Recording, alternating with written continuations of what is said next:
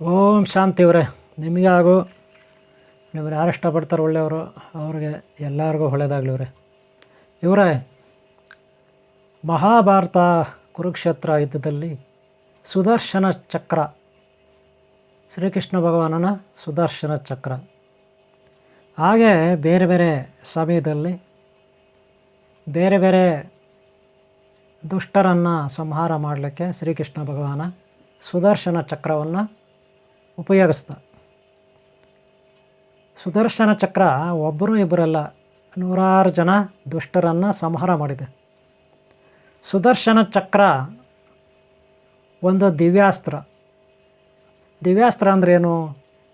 ಒಂದು ಸಾರಿ ಆ ಅಸ್ತ್ರನ ಬಿಟ್ಟರೆ, ಅಂದರೆ ಫಾರ್ ಎಕ್ಸಾಂಪಲ್ ಸುದರ್ಶನ ಚಕ್ರವನ್ನು ನಾವು ಬಿಟ್ಟರೆ ಅದು ಹೋಗಿ ಶತ್ರುಗಳ ತಲೆನೋ ಕೈಯೋ ಕಾಲೋ ಶರೀರವನ್ನು ತುಂಡು ತುಂಡು ಮಾಡಿ ಮತ್ತೆ ಸುತ್ಕೊಂಡು ಹೋಗಿ ನದಿನೆಲ್ಲ ಸಾಗರದೆಲ್ಲ ಮುಳುಗಿ ಆ ರಕ್ತ ಎಲ್ಲ ಕ್ಲೀನ್ ಮಾಡಿಕೊಂಡು ಮತ್ತೆ ನೀಟಾಗಿ ಬಂದು ಮತ್ತೆ ಭಗವಂತನ ಹತ್ರ ಸೇರುತ್ತೆ. ಭಗವಂತನ ಕೈಗೆ ಆ ಶ್ರೀಮನ್ನಾರಾಯಣನ ಕೈ ಏನಿದೆ, ಆ ಬೆರಳು ಏನಿದೆ, ಆ ಬೆರಳಿಗೆ ಬಂದು ಅದು ಸೇರಿಕೊಳ್ಳುತ್ತೆ. ಬೆರಳಿಗೆ ಸೇರಿಕೊಂಡು ಮತ್ತೆ ಅಲ್ಲೇ ಅದೃಶ್ಯ ಆಗುತ್ತೆ. ಬೇಕಾದಾಗ ಮತ್ತೆ ದೃಶ್ಯ ರೂಪಕ್ಕೆ ಬರುತ್ತೆ, ಪ್ರತ್ಯಕ್ಷ ಆಗುತ್ತೆ. ಶ್ರೀಕೃಷ್ಣ ಭಗವಾನ ತನ್ನ ಮನಸ್ಸಿನಲ್ಲಿ ಏನು ಬಯಸ್ತಾನೆ, ಬಾರಪ್ಪ ಅಂದ್ರೆ ಬರ್ತದೆ, ಹೋಗಪ್ಪ ಅಂದ್ರೆ ಹೋಗುತ್ತೆ, ಅವ್ರನ್ನ ಸಂಹಾರ ಮಾಡಪ್ಪ ಅಂದ್ರೆ ಮಾಡುತ್ತೆ. ಇದನ್ನು ದಿವ್ಯಾಸ್ತ್ರ ಅಂತಾರೆ. ದಿವ್ಯಾಸ್ತ್ರ ಅಂತಾರೆ. ನಮ್ಮ ಮನಸ್ಸಿನಲ್ಲಿ ಏನು ಹೇಳಿದ್ರೆ ಅದು ಯಾವ ಕೆಲಸ ಮಾಡುತ್ತೆ, ಯಾವ ಅಸ್ತ್ರ, ಆ ಅಸ್ತ್ರವನ್ನು ದಿವ್ಯಾಸ್ತ್ರ ಅಂತ ಕರೆಯೋದು. ಅದು ಹೋಗಿ ಹತ್ಯೆ ಮಾಡಿ ಅಥವಾ ಕಾರ್ಯ ಪೂರ್ತಿ ಮಾಡಿ ಮತ್ತೆ ರಿಟರ್ನ್ ಬರುತ್ತೆ. ಅದನ್ನು ದಿವ್ಯಾಸ್ತ್ರ ಅಂತೀವಿ. ಆಲ್ರೆಡಿ ದಿವ್ಯಾಸ್ತ್ರದ ಬಗ್ಗೆ ನಾನು ಲಾಸ್ಟ್ ಟೈಮು ದಿವ್ಯಾಸ್ತ್ರ ಬಗ್ಗೆ ವಿಡಿಯೋ ಮಾಡಿ ಶೇರ್ ಮಾಡಿದ್ದೀನಿ, ಇದೇ ಯೂಟ್ಯೂಬಲ್ಲಿ. ಅದು ನೋಡಿ. ಅದರಲ್ಲಿ ಅಲಾನ್ ಮಸ್ಕ್ ರಾಕೆಟ್ಗಳ ಬಗ್ಗೆ, ಪ್ಲೇನುಗಳ ಬಗ್ಗೆ, ಹೆಲಿಕಾಪ್ಟರ್ ಬಗ್ಗೆ ಇತ್ಯಾದಿ ಬಗ್ಗೆ ಹೇಳಿದ್ದೀನಿ. ದಿವ್ಯಾಸ್ತ್ರ ಅಂತಿರುತ್ತೆ. ಲಾಸ್ಟ್ ಟೈಮ್ ಒಂದು ವಿಡಿಯೋ ಹಾಕಿದ್ದೀನಿ, ನೋಡಿಲ್ಲ ಅಂದರೆ ಅದನ್ನು ನೋಡಿ. ಇಲ್ಲಿಂದ ಈ ವಿಡಿಯೋನ ಲಾಸ್ಟ್ವರೆಗೂ ನೋಡಿ. ಸುದರ್ಶನ ಚಕ್ರ ಏನಾಯಿತು, ಶ್ರೀಕೃಷ್ಣ ಭಗವಾನ ಯೂಸ್ ಮಾಡ್ದ, ಆಮೇಲೆ ಏನಾಯ್ತು ಅದು. ಶ್ರೀಕೃಷ್ಣ ಭಗವಾನ ಜನ್ಮ ಶ್ರೀ ಮಹಾವಿಷ್ಣುವಿನ ಅಂಶ ಅಲ್ವಾ. ಶ್ರೀರಾಮಚಂದ್ರ ಪ್ರಭು ಶ್ರೀ ವಿಷ್ಣುವಿನ ಅಂಶ ಅಲ್ವಾ. ಹಾಗೆ ಲಕ್ಷ್ಮಣ ದೇವ ನಾಗರಾಜನ ಅಂಶ, ಆದಿಶೇಷನ ಅಂಶ ಅಲ್ವಾ. ಹಾಗೆ ಬಲರಾಮ ಆದಿಶೇಷನ ಅಂಶ, ನಾಗರಾಜನ ಅಂಶ ಅಲ್ವಾ. ಆದರೆ ಅವರ ಅವತಾರ ಇಲ್ಲಿ ರಾಮಾಯಣ ಮುಗಿದ ಮೇಲೆ ಶ್ರೀರಾಮಚಂದ್ರ ಪ್ರಭು ತನ್ನ ಶರೀರನ ಬಿಟ್ಟು ಅಥವಾ ಶರೀರದ ಸಮೇತ ವೈಕುಂಠವನ್ನು ಪ್ರವೇಶ ಮಾಡ್ತಾನೆ. ಅಂದರೆ ತನ್ನ ವಿಷ್ಣು ರೂಪ ಶರೀರವನ್ನು ಸೇರಿಕೊಳ್ತಾನೆ ಶ್ರೀರಾಮಚಂದ್ರ ಪ್ರಭು. ಶ್ರೀರಾಮಚಂದ್ರ ಪ್ರಭು ಶ್ರೀಮನ್ನಾರಾಯಣನಲ್ಲಿ ಐಕ್ಯ ಆಗ್ತಾನೆ. ಅಲ್ಲಿಂದನೇ ಬಂದಿದ್ದ, ಅಲ್ಲಿಗೆ ಹೋದ. ಎಲ್ಲ ಪೂರ್ತಿ ಆದಮೇಲೆ, ರಾಮಾಯಣ ಪೂರ್ತಿ ಆದಮೇಲೆ ಅಲ್ವಾ, ಜೀವನ ಮುಗಿದ್ಮೇಲೆ, ಅವತಾರ ಮುಗಿದ್ಮೇಲೆ ಅಲ್ವಾ. ಅದೇ ರೀತಿ ಮಹಾಭಾರತದಲ್ಲಿ ಶ್ರೀಕೃಷ್ಣ ಭಗವಾನ ಶ್ರೀಮನ್ನಾರಾಯಣನ ಅಂಶ. ಮಹಾಭಾರತ ಎಲ್ಲ ಮುಗಿದ ಮೇಲೆ, ತನ್ನ ಚರಿತ್ರೆ ಜೀವನ ಮುಗಿದ ಮೇಲೆ ಇಲ್ಲಿ ಮತ್ತೆ ತನ್ನ ಶರೀರ ಅಥವಾ ಶರೀರ ಬಿಟ್ಟು ಅಥವಾ ಸಮೇತ ಮತ್ತೆ ಆ ಶ್ರೀಮನ್ನಾರಾಯಣನಲ್ಲಿ ಸೇರಿಕೊಂಡ. ಆದರೆ ಸುದರ್ಶನ ಚಕ್ರ ಏನಾಯಿತು? ಹಾಗೆ ಹನುಮಂತ ಇನ್ನೂ ಜೀವಂತವಾಗಿದ್ದಾನೆ. ಹನುಮಂತ ಆತನ ಗದೆಯೂ ಆತನ ಹತ್ರ ಇರುತ್ತೆ. ಆದರೆ ಶ್ರೀರಾಮಚಂದ್ರ ಪ್ರಭು ಬಿಲ್ಲು ಬಾಣ, ಆತನ ಅಸ್ತ್ರಗಳು, ಆತನ ಏನೇನು ಕತ್ತಿ ಇದೆ, ಗದೆ ಇದೆ ಶ್ರೀರಾಮಚಂದ್ರ ಪ್ರಭುದು, ಅವ್ರದ್ದೇ ಆದ ಯುದ್ಧ ಮಾಡುವಾಗ ಆಯುಧಗಳಿರುತ್ತೆ, ಅವೆಲ್ಲ ದಿವ್ಯಾಸ್ತ್ರಗಳು. ಏನಾಯಿತು ಅವರೆಲ್ಲ ಹೋದ್ಮೇಲೆ? ಈ ಒಂದು ಪ್ರಶ್ನೆ ಬರುತ್ತೆ. ಹಾಗೆ ಶ್ರೀಕೃಷ್ಣ ಭಗವಾನ ಈ ಸುದರ್ಶನ ಚಕ್ರ ಏನಾಯಿತು ಆಮೇಲೆ? ಇದೊಂದು ಪ್ರಶ್ನೆ ಬರುತ್ತೆ ಅಲ್ವಾ, ಹೌದಾ ಇಲ್ವಾ? ಹಾಗೆ ಹನುಮಂತನ ಗದೆಯೂ ಹನುಮಂತನ ಹತ್ರ ಇರುತ್ತೆ. ಆತ ಬ್ರಹ್ಮಚಾರಿ, ಅಷ್ಟ ಅಣಿಮಾದಿ ಸಿದ್ಧಿಗಳನ್ನು ಪಡೆದಂಥ ಸಿದ್ಧಿಪುರುಷ. ಹಾಗೆ ಚಿರಂಜೀವಿ, ಇನ್ನೂ ಬದುಕಿದ್ದಾನೆ, ಇನ್ನೂ ಕಾಡಲ್ಲೇ, ಬೆಟ್ಟದಲ್ಲಿ, ದೇವಸ್ಥಾನಗಳಲ್ಲಿ ಅಲ್ಲಿ ಇಲ್ಲಿ ನಮ್ಮ ಅಕ್ಕಪಕ್ಕ ಇದ್ರೂ ನಮ್ಗೆ ಗೊತ್ತಾಗಲ್ಲ. ಎಲ್ಲೇ ಶ್ರೀರಾಮ ಭಜನೆ, ಎಲ್ಲೇ ಶ್ರೀರಾಮಚಂದ್ರ ಪ್ರಭುವಿನ ಭಜನೆ ನಡೆಯುತ್ತೆ, ಹರಿಕತೆ ನಡೆಯುತ್ತೆ, ಎಲ್ಲೇ ಆತನ ಹಾಡುಗಳಿರುತ್ತೆ ಶ್ರೀರಾಮಚಂದ್ರ ಪ್ರಭು ಬಗ್ಗೆ, ಎಲ್ಲೇ ಪೂಜಾ ಕಾರ್ಯಗಳಿರುತ್ತೆ, ದೇವಸ್ಥಾನದಲ್ಲಿ ಸ್ತೋತ್ರ ಮಾಡ್ತಿರ್ತಾರೆ ಶ್ರೀರಾಮಚಂದ್ರ ಪ್ರಭು ಬಗ್ಗೆ, ಅಲ್ಲಿ ಹನುಮಂತ ಇರ್ತಾನೆ. ಜೊತೆಯಲ್ಲಿ ಗದೆ ಇರುತ್ತೆ, ಆತನ ಆಯುಧಗಳಿರುತ್ತೆ, ಆತನೇನೋ ಚಿರಂಜೀವಿ. ಆದರೆ ಶ್ರೀಕೃಷ್ಣ ಭಗವಾನ ಶ್ರೀರಾಮಚಂದ್ರ ಪ್ರಭು ಹಂಗಲ್ವಲ್ಲ. ಅವರು ಇಲ್ಲಿ ತಮ್ಮ ಜನ್ಮನ ಅಂತ್ಯ ಮಾಡಿಕೊಂಡು ಶರೀರ ಸಮೇತ ಅಥವಾ ಶರೀರ ಬಿಟ್ಟು ಶ್ರೀಮನ್ನಾರಾಯಣನ ಒಂದು ದಿವ್ಯ ಶರೀರದಲ್ಲೇ ಐಕ್ಯ ಆಗ್ತಾರೆ ವೈಕುಂಠದಲ್ಲಿ ಅಲ್ವಾ. ಆದರೆ ಈ ಸುದರ್ಶನ ಚಕ್ರ ಏನಾಯಿತು?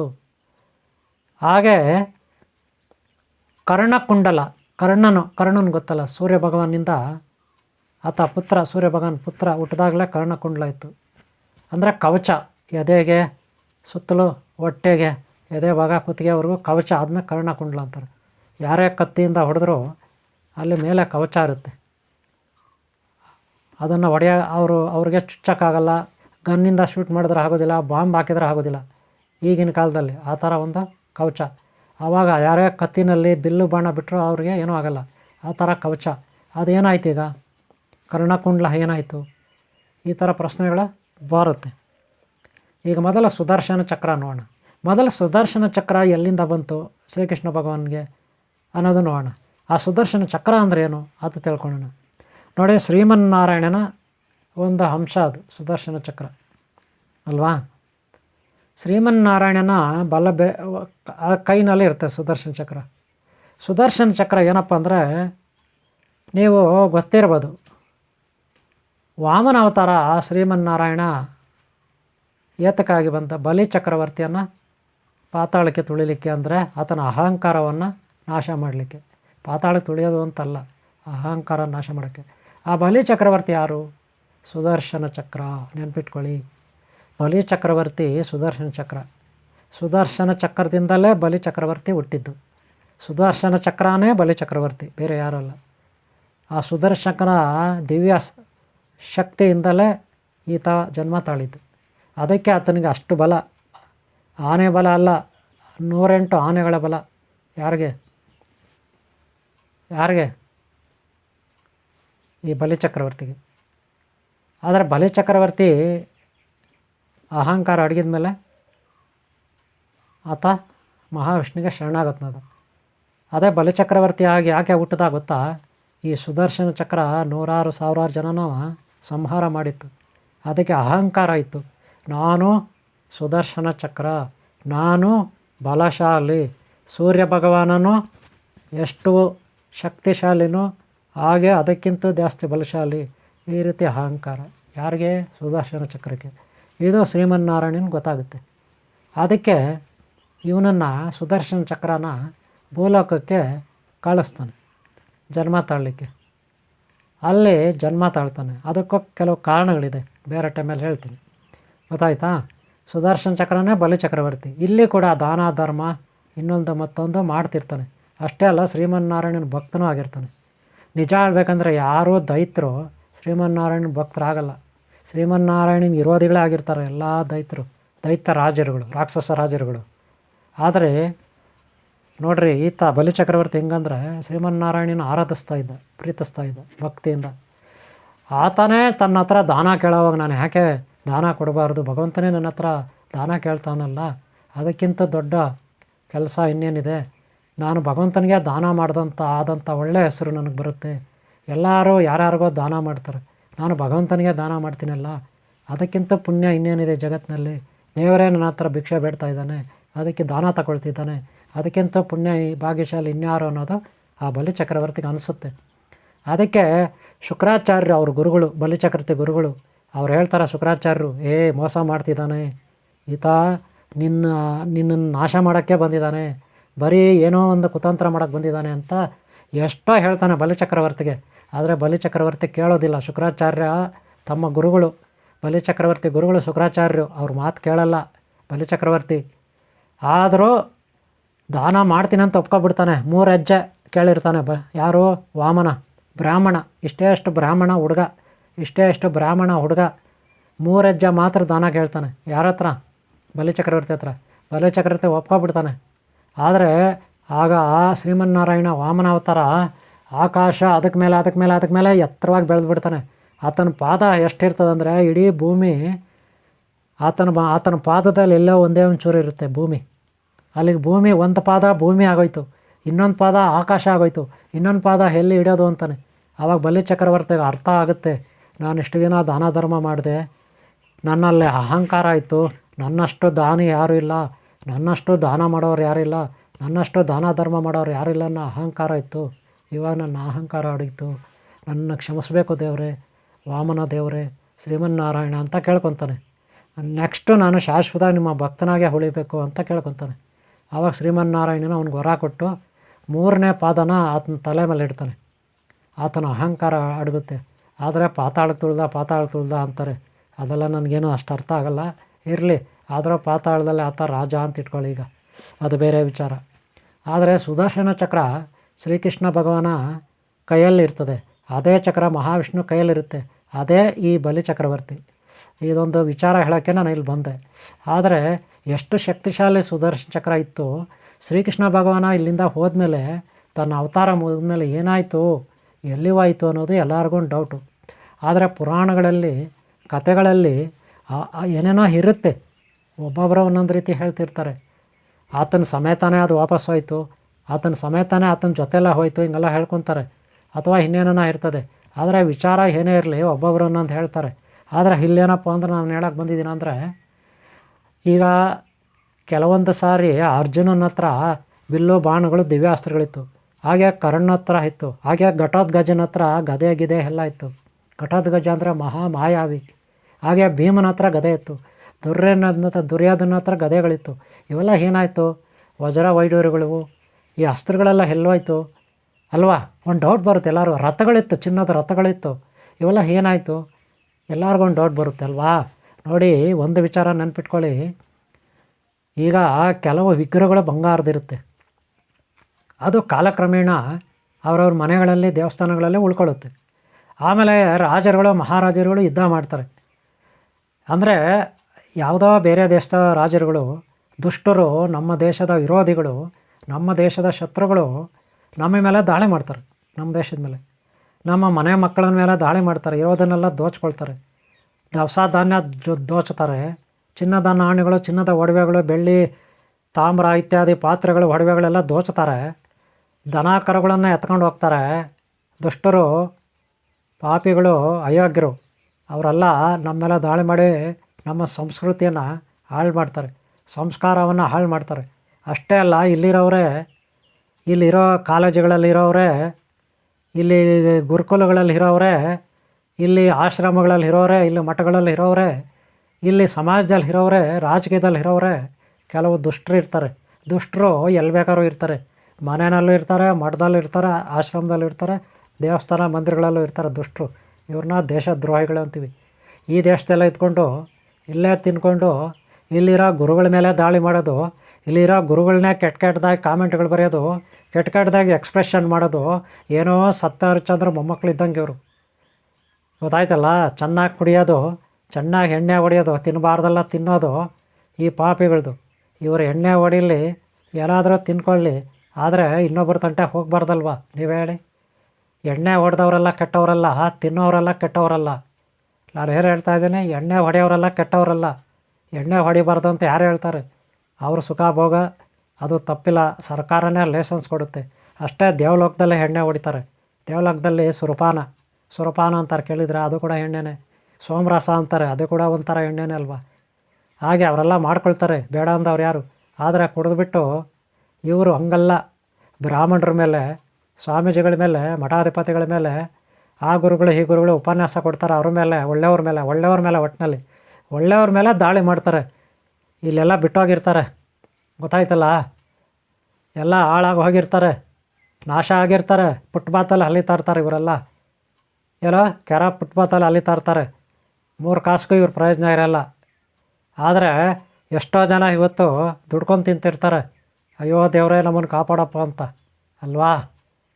ಮನೆ ಮಕ್ಕಳನ್ನ ಕಾಪಾಡ್ಕೊಳ್ಳೋಕ್ಕೆ, ಅವ್ರ ಸಂಸಾರನ ಕಾಪಾಡ್ಕೊಳ್ಳೋಕ್ಕೆ. ಆದರೆ ಈ ಅವಿವೇಕಿಗಳಿರ್ತಾರೆ, ಅಜ್ಞಾನಿಗಳು, ಅವರು ಒಳ್ಳೆಯವ್ರ ಮೇಲೆ ದಾಳಿ ಮಾಡ್ತಾರೆ, ಚಿಕ್ಕ ಕಡೆ ದಾಳಿ ಮಾಡ್ತಾರೆ.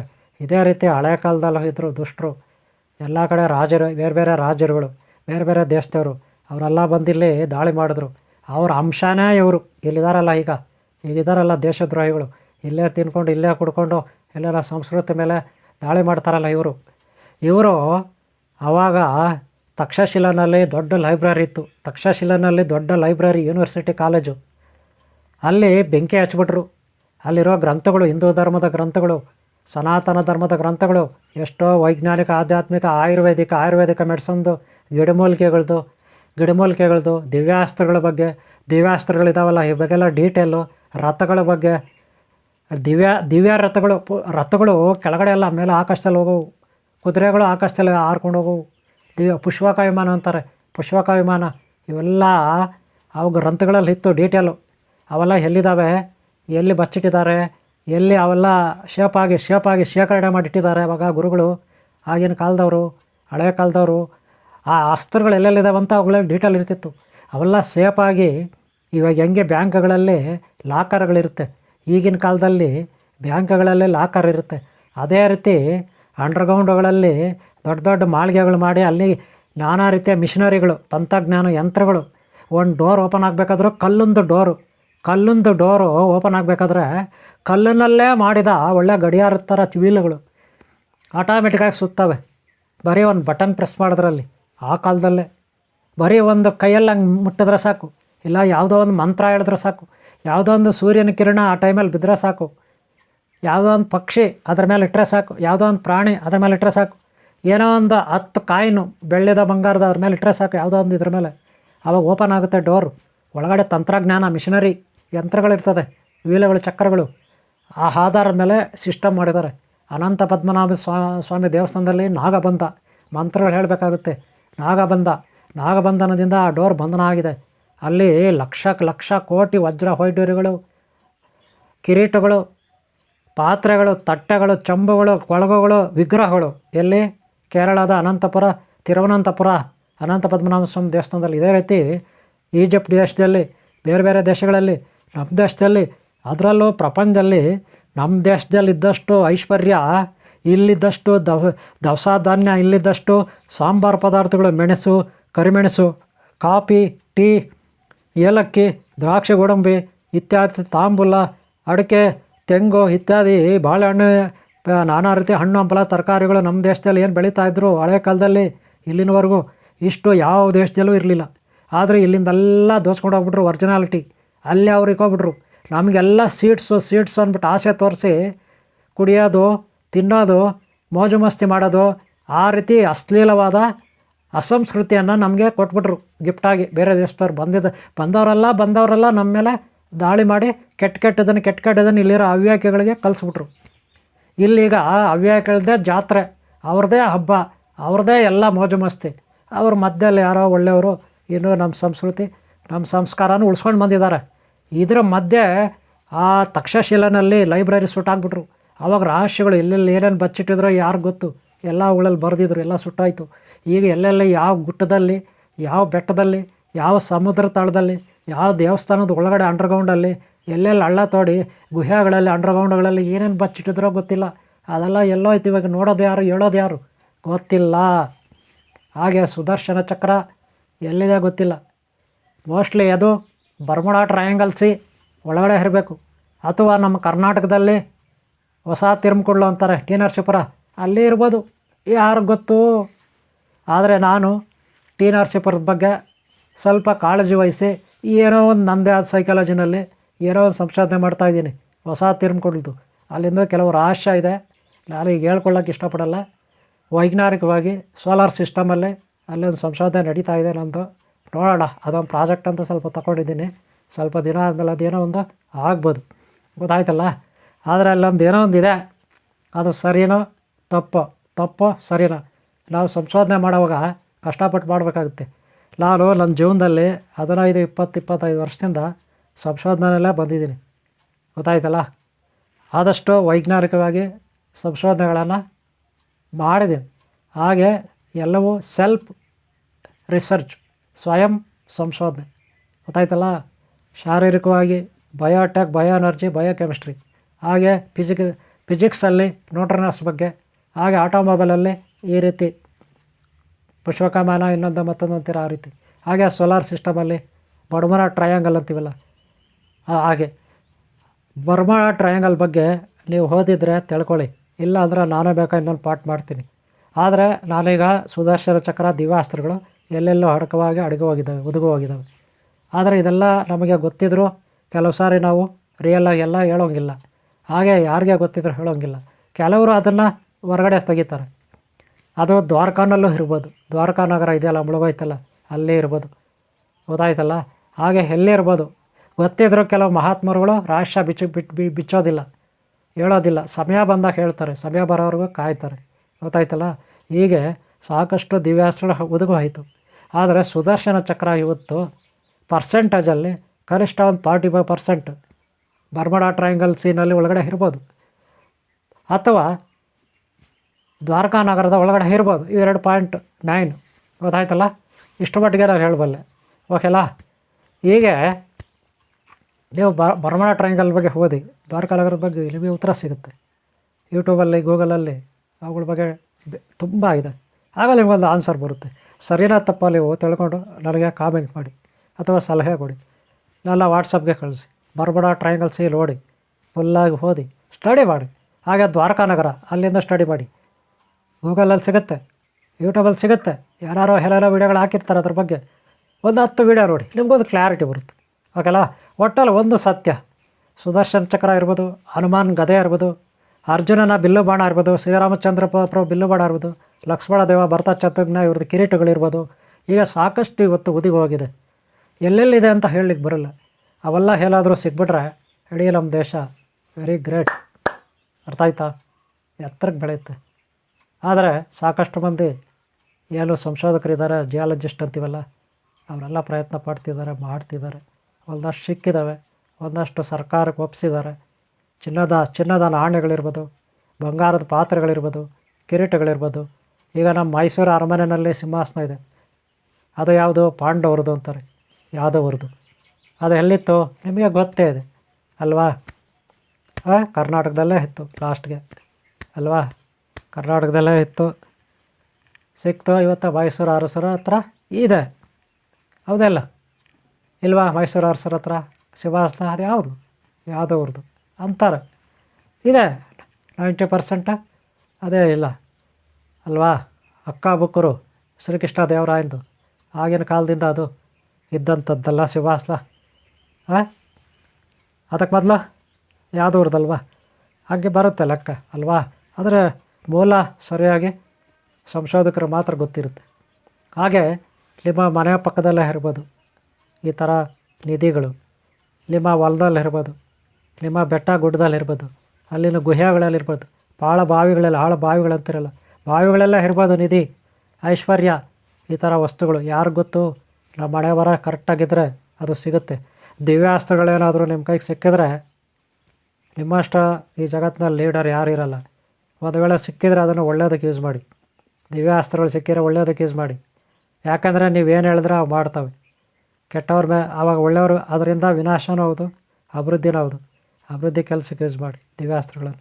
ಒಂದು ವೇಳೆ ನಿಮಗೆ ನೀವು ಹಿಂದಿನ ಜನ್ಮದಲ್ಲಿ ಯಾದವರಾಗಿ, ಅಥವಾ ರಾಮಾಯಣದಲ್ಲಿ ಶ್ರೀರಾಮಚಂದ್ರ ಪ್ರಭು ಸೂರ್ಯ ವಂಶದವರಾಗಿ, ಚಂದ್ರ ವಂಶದವರಾಗಿ ನೀವು, ಅಥವಾ ಸೂರ್ಯ ವಂಶದವರಾಗಿ ಚಂದ್ರ ವಂಶದವರಾಗಿದ್ದರೆ, ರಾಜವಂಶದವರಾಗಿದ್ದರೆ, ಆ ಕುಲದವರಾಗಿದ್ದರೆ, ಅಥವಾ ಈ ಜನ್ಮದಲ್ಲಿ ನೀವು ಒಳ್ಳೆಯವರು ಆಗಿದ್ದರೆ, ಆ ಥರ ದಿವ್ಯಾಸ್ತ್ರಗಳು ನಿಮಗೆ ಸಿಗುತ್ತೆ, ನಿಧಿ ಸಿಗುತ್ತೆ, ಯಾವುದೇ ಡೌಟ್ ಬೇಡ. ಅದಕ್ಕೆ ದೈವ ಗುರು ಆಶೀರ್ವಾದ ನಮಗಿರಬೇಕು. ಗೊತ್ತಾಯ್ತಲ್ಲ. ಬಲಾತ್ಕಾರವಾಗಿ ಯಾವುದನ್ನು ಪಡೀಲಿಕ್ಕೆ ಹೋಗಬಾರ್ದು. ಭಕ್ತಿ, ಗುರುಭಕ್ತಿ, ದೈವಭಕ್ತಿಯಿಂದ ಪಡೀಲಿಕ್ಕೆ ಹೋಗಬೇಕು. ಆವಾಗ ಅವು ನಮ್ಗೆ ಸಿಗ್ತವೆ. ಅವುಗಳ ಆಶೀರ್ವಾದ ನಮಗೆ ಇರುತ್ತೆ ಅಲ್ವಾ? ಯೋಚನೆ ಮಾಡಿ, ಹೌದಾ ಇಲ್ಲ? ಅದಕ್ಕೆ ದೈವಭಕ್ತಿ ಇರಬೇಕು. ಯಾವುದೋ ಒಂದು ಕಾಲಕ್ಕೆ ನಾವು ಉದ್ಧಾರ ಆಗ್ತೀವಿ. ಗುರುಭಕ್ತಿ ಇರಬೇಕು, ಯಾವುದೋ ಒಂದು ಕಾಲಕ್ಕೆ ಉದ್ಧಾರ ಆಗ್ತೀವಿ. ತಾಳ್ಮೆ ಇರಬೇಕು, ಯಾವುದೇ ಒಂದು ಕಾಲಕ್ಕೆ ನಾವು ಉದ್ಧಾರ ಆಗ್ತೀವಿ. ಅದೇ ಗುರುದ್ರೋಹ, ದೈವದ್ರೋಹ ಮಾಡಿದ್ರೆ ಯಾರೂ ಉದ್ಧಾರ ಆಗೋಲ್ಲ. ಈ ವಿಚಾರ ನಿಮ್ಗೆ ಗೊತ್ತಿದೆ ಅಲ್ವಾ? ಓಕೆ ಅವರೇ, ನಿಮಗೆ ಒಳ್ಳೆಯದಾಗಲಿ. ಯಾವಾಗಲೂ ಹಿಂದೂ ಧರ್ಮ, ಸನಾತನ ಧರ್ಮ ಇವುಗಳ ಬಗ್ಗೆ ತಿಳ್ಕೊಳ್ಳಿ, ಗೌರವ ಇಟ್ಕೊಳ್ಳಿ. ಈ ಜಗತ್ತಿನ ಈ ದೊಡ್ಡ ಧರ್ಮ ಇವತ್ತು ಬಹಳ ಕುಸಿತಾ ಇದೆ. ಯಾರ್ಯಾರೋ ತುಳಿದ್ರು ಹೋದರು, ಇನ್ನೂ ತುಳಿತಾ ಇದ್ದಾರೆ. ಇದನ್ನು ಸೇವೆ ಮಾಡಿ. ಧರ್ಮದ ಸೇವೆ ನೀವು ಮಾಡಿದ್ರೆ ಖಂಡಿತ ಆ ಧರ್ಮ ನಿಮ್ಮ ಕೈ ಹಿಡಿಯುತ್ತೆ, ಯಾವುದೇ ಡೌಟ್ ಬೇಡ. ಅದಕ್ಕೆ ಈ ವಿಡಿಯೋಗಳನ್ನ ನೀವು ಆದಷ್ಟು ಶೇರ್ ಮಾಡಿ, ವಾಟ್ಸಪ್ಪಲ್ಲಿ, ಅಲ್ಲಿ ಗ್ರೂಪ್ಸಲ್ಲಿ. ಇದೇ ಒಂದು ಧರ್ಮ ಸೇವೆ ಆಗುತ್ತೆ. ಗೊತ್ತಾಯ್ತಲ್ಲ? ಹಾಗೆ ಫಾಲೋ ಮಾಡಿ, ಹಾಗೆ ಸಹಕಾರ ನೀಡಿ ಅಂತ ಕೇಳ್ಕೊತೀನಿ. ಓಕೆಲಾ? ಹಾಗೆ ನಿಮಗೆ ವಿಡಿಯೋ ಇಷ್ಟ ಆದರೆ ಒಂದು ಲೈಕ್ ಮಾಡಿ. ಹಾಗೆ ಹಿಂದಿನ ವೀಡಿಯೋಗಳು ನೋಡಿಲ್ಲ ಅಂದರೆ ನೋಡಿ, ಆದಷ್ಟು ಮುಂದಿನ ವೀಡಿಯೋಗಳು ನೋಡಿ. ಓಕೆಲಾ? ನೀವು ಒಳ್ಳೆಯದಾಗಲಿ. ನೀವು ಯಾರು ಇಷ್ಟಪಡ್ತಾರೋ ಅವರು ಒಳ್ಳೆಯವರಿದ್ದಾರೆ, ಅವ್ರಿಗೆ ಒಳ್ಳೆಯದಾಗಲಿ, ಎಲ್ಲರೂ ಒಳ್ಳೆಯದಾಗಲಿ. ಓಂ ಶಾಂತಿ. ಓಂ ಶಾಂತಿ ಓಂ ಶಾಂತಿ ಅವ್ರೆ.